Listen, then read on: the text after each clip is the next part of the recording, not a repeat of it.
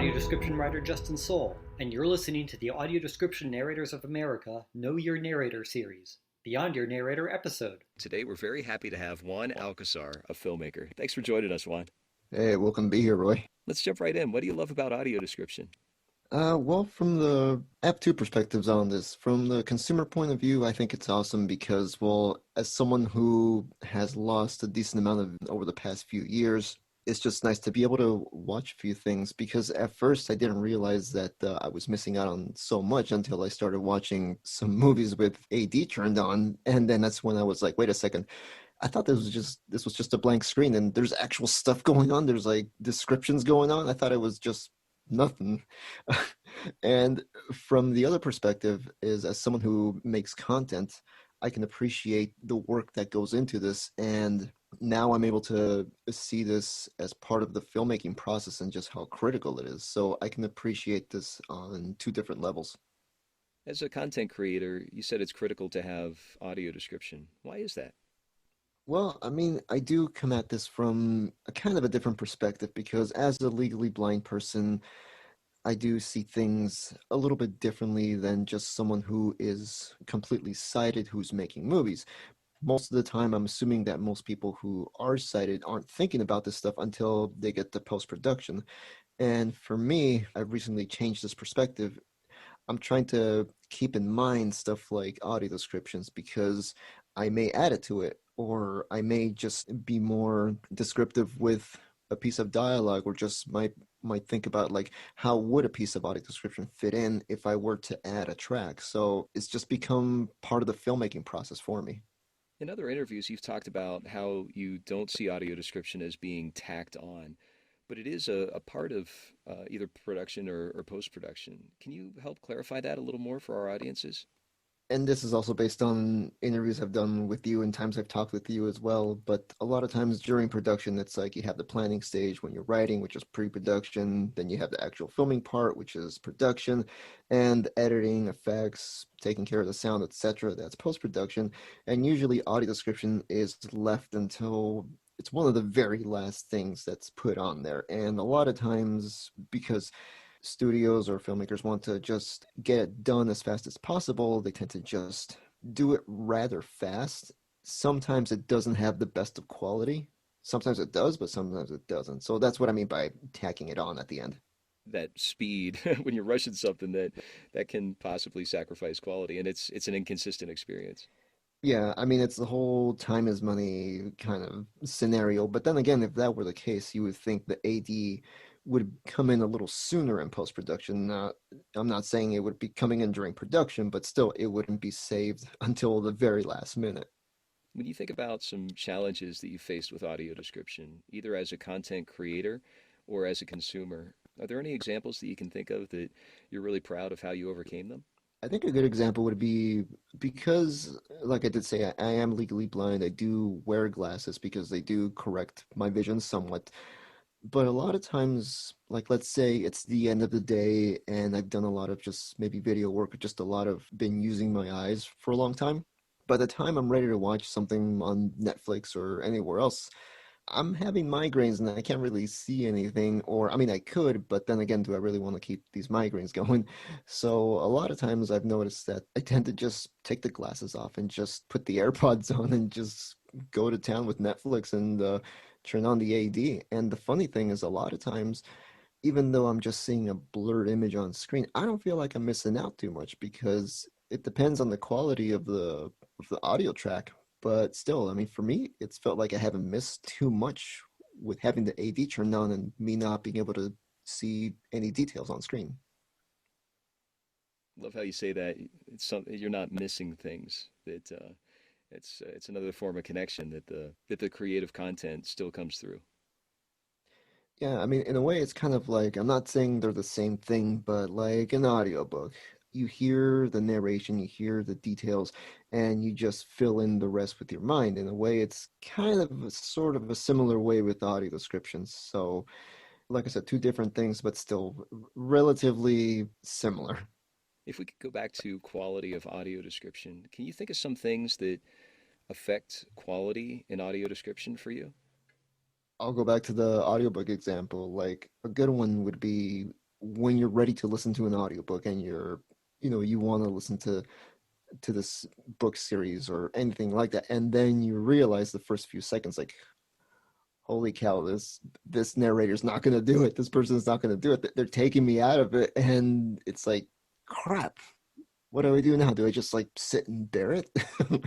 And so yeah, that really kind of takes me out of it. Sometimes I do just hang in there, but sometimes just the way the person's reading lines, it just doesn't, in comparison when it's a narrator who's more into the project, you can just tell. It's one of those things that you can just hear when they're more invested and they're more invested in having you enjoy the project more. It's funny. It's like you might not notice these things right off the bat, but the more you listen to them, the more you start paying attention to them.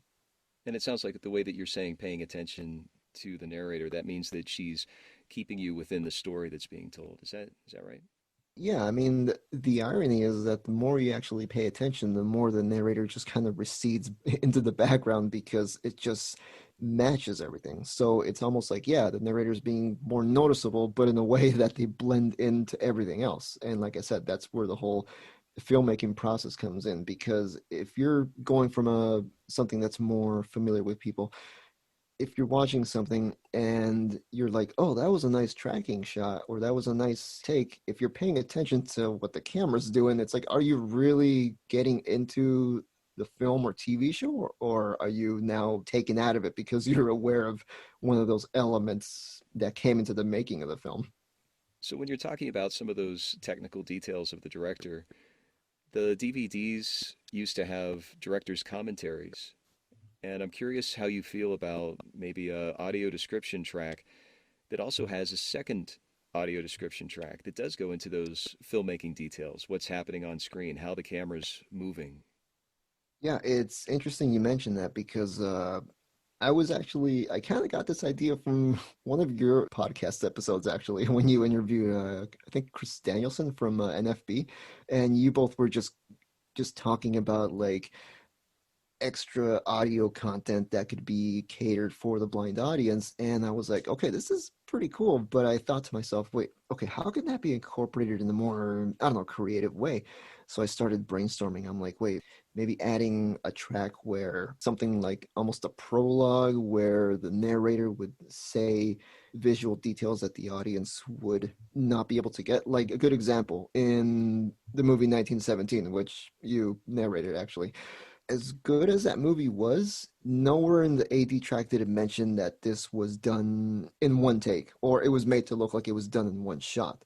And that would have been nice if that was somehow included as some sort of Easter egg or bonus. But the thing is, like, if you're completely blind, you're not going to know that this was done in one take. So it'd be nice to add kind of commentary like that, or maybe I think you suggested that maybe having the narrator be almost like a character in a film or a show. I think that would be like an awesome level of immersion that I think a blind audience would get a kick out of. I think it depends on the genre, but if it's genre appropriate, I think that would be awesome. Like when you purchase a movie on iTunes or something like that, and you have like this bonus content where it preloads before the actual movie starts and it gives you that extra audio content for a blind viewer, and then the movie starts. I don't know. I just think there's a lot of places this can go, and it's really exciting actually. Yeah. And thinking about live theater, live audio description, and how that's already happening with audiences arriving beforehand to either have the sets or costumes described or shared and introducing the characters. That it's very similar to that. And with the, as you use the analogy that these bonus episodes, like what Chris was talking about, that can help bring even more content to our audiences. Yeah, I mean it's like you said, the touch tours that people have with stage productions. I think that's really cool.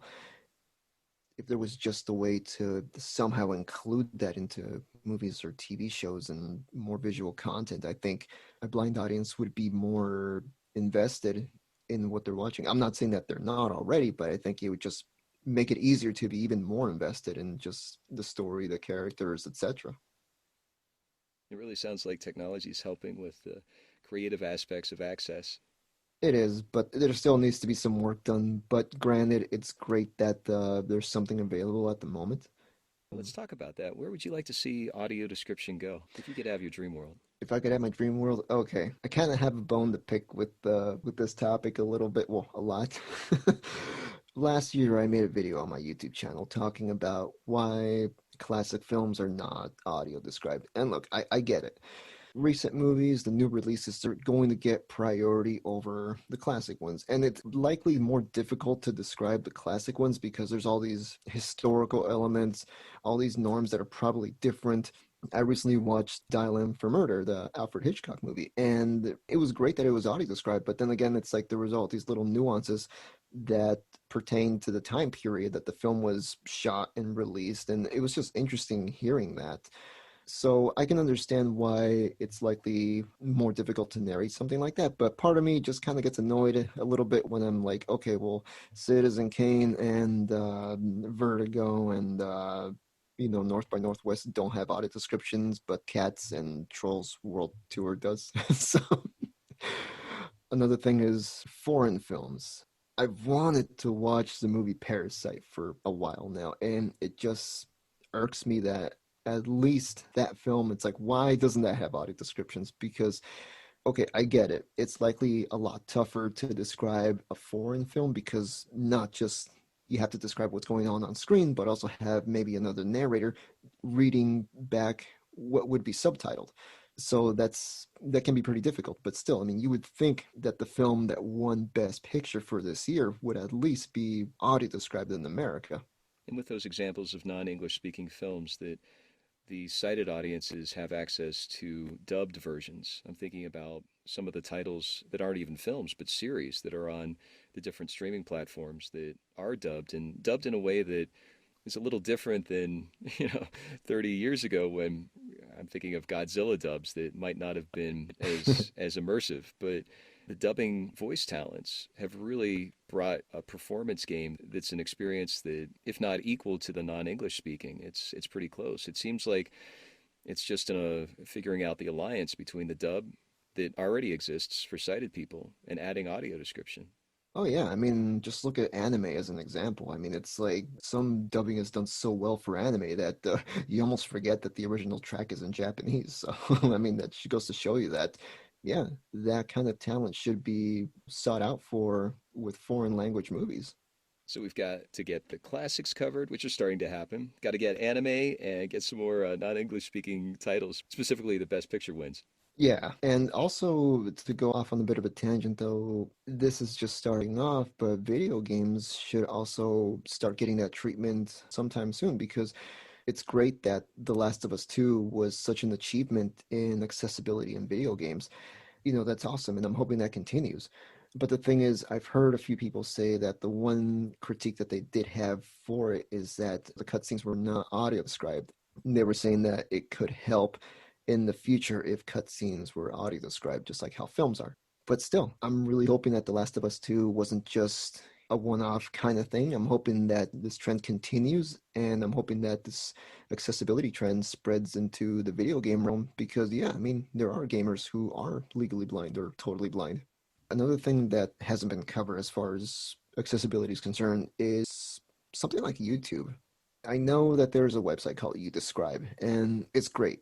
It's great that there's volunteers who are available to describe certain YouTube videos, but the thing is there's so many YouTube videos out there that it might be better for YouTube to incorporate a secondary track for creators, not just to have audio descriptions for, but just a secondary track to have commentary, like creators' commentaries, or just put Easter eggs in there, or just anything like that. I mean, make it accessible, but also make it useful for the general public because most of the time when something becomes accessible, it's because it's also been made for the general public, like audio description. Some people, maybe they're running errands or doing something, but they have AD turned on, they'll still be able to follow along without having to look at the screen. Closed captions.